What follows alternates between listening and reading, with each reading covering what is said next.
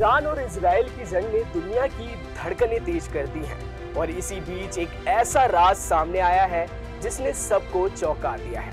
क्या आपको पता है कि ईरान के पहले सुप्रीम लीडर अयातुल्ला खमेनी, जिनका नाम आज भी इजराइल विरोधी की सबसे बड़ी आवाज के तौर पर लिया जाता है, उनके पूर्वज भारत की जमीन से जुड़े थे। जी हाँ, वो भी उत्तर प्रदेश के बाराबंकी से।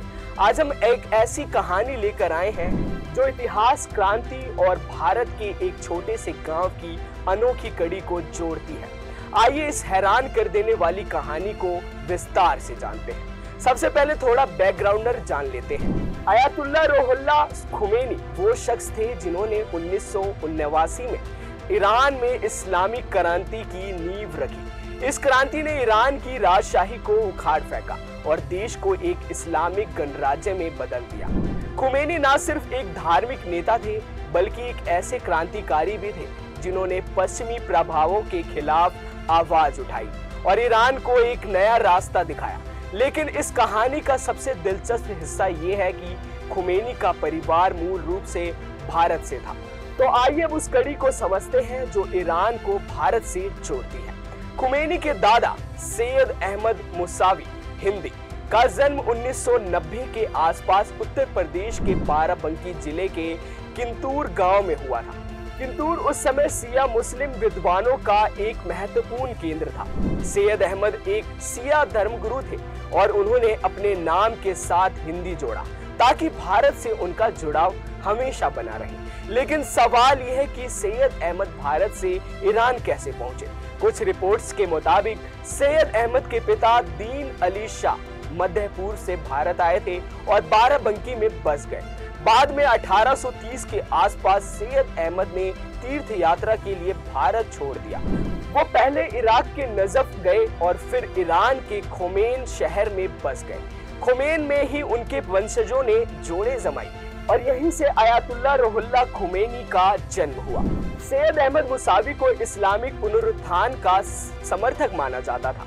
उनकी शिक्षकों ने उनके पोते रुहुल्लाह खुमैनी को गहराई से प्रभावित किया। खुमैनी ने बचपन से ही शिया इस्लाम से गहरी रुचि दिखाई।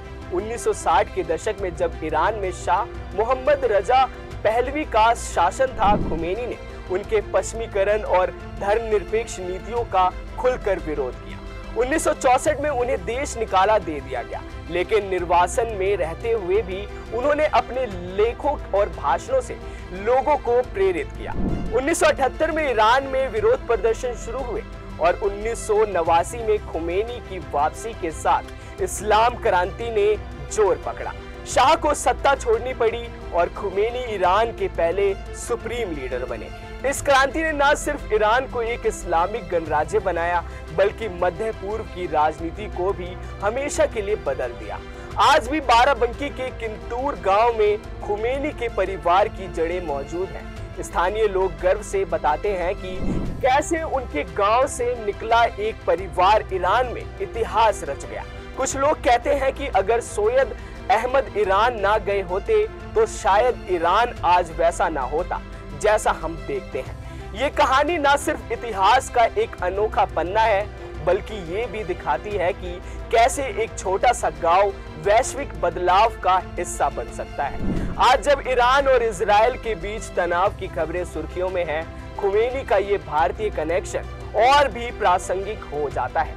वर्तमान supreme leader Ayatollah Ali Khamenei, जो खुमैनी के शिष्य और उत्तराधिकारी हैं, ने इस क्रांति की विरासत को आगे बढ़ाया।